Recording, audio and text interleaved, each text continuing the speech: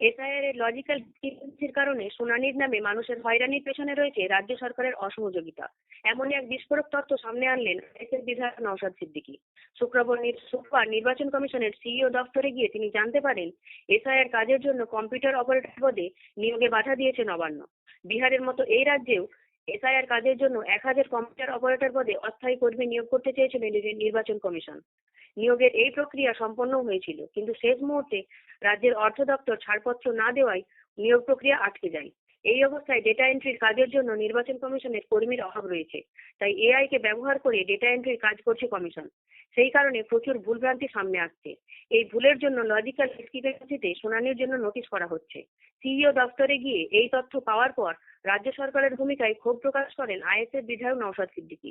তিনি বলেন, এই সরকার মেলা খেলা করতে কোটি কোটি টাকা খরচ করে, অথচ এসআইআর এর মতো কাজের স্বচ্ছতা বজায় রাখতে কেন কম্পিউটার অপারেটর নিয়োগে অর্থ দপ্তর ছাড়পত্র দিল না? বললাম যে এই ধরনের আপনারা যে এই যে মেশিনারির উপরে কিভাবে ছেড়ে দিচ্ছেন, সফটওয়্যারের উপরে শুনলাম এআই দিয়ে হচ্ছে।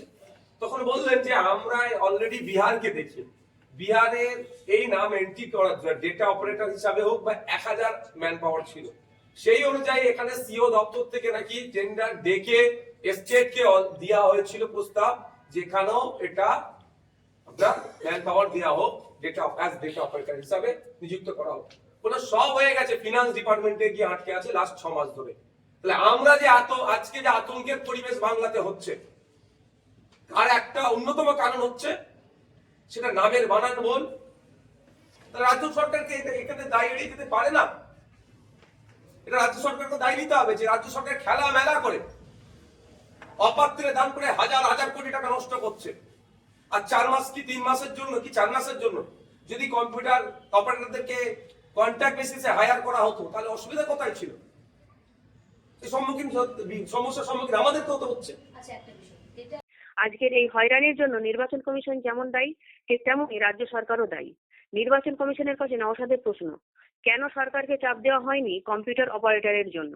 ঠিকভাবে চাপ দিলে যুক্তরাষ্ট্রীয় কাঠামোতে সরকার দিতে বাধ্য ছিল। এর পাশাপাশি নওশাদ অভিযোগ করেন, বেশিরভাগ নোটিশ দেওয়া হচ্ছে সংখ্যালঘু মুসলিমদের। এক পরিবারের 4 জন সদস্য রয়েছে।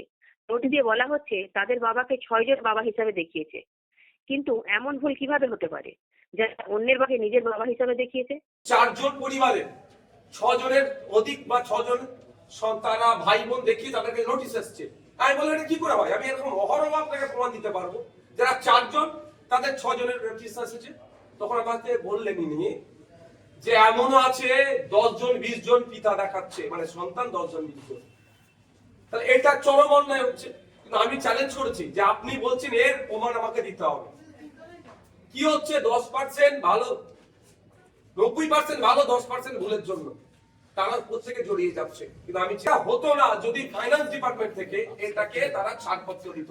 খেলা মেলা করে হাজার হাজার কোটি টাকা রাজ্য সরকার উড়াচ্ছে, যেটা দরকার নেই সেটা উড়াচ্ছে। কিন্তু আজকে এই 1000 কর্মীকে যদি নিয়োগ করার জন্য যে টাকার প্রয়োজন যদি সরকার থেকে দিত, তাহলে হয়তো এই দিনটা আমাদের দেখতে হতো না। দেখুন, রাজ্য সরকার তার এই এসআইআর কে পলিটিক্স হিসাবে, রাজনীতি হিসাবে আজকে ধরতে চাইছে। এত জিতে যাওয়ার আমার প্রয়োজনই হতো না।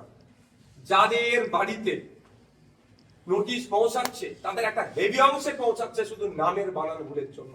আর এই নামের বানান ভুলটার জন্য যাদের বাড়ি নোটিশ পাঠাচ্ছে তার সিংহভাগ মাইনরিটি মুসলিম সম্প্রদায়। এই জন্য তো দায়ী আমি করব।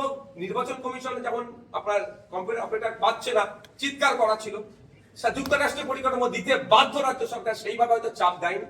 আর দ্বিতীয় হচ্ছে রাজ্য সরকার কেন দেবে না কম্পিউটার অপারেটর? সূক্ষ্ম ভুলের কারণে এত মানুষের হয়রানির জন্য নির্বাচন কমিশনের পাশাপাশি রাজ্য সরকারকে দায়ী করলেন নওশাদ। আরও আপডেট পেতে সাবস্ক্রাইব করুন বিডি নিউজ।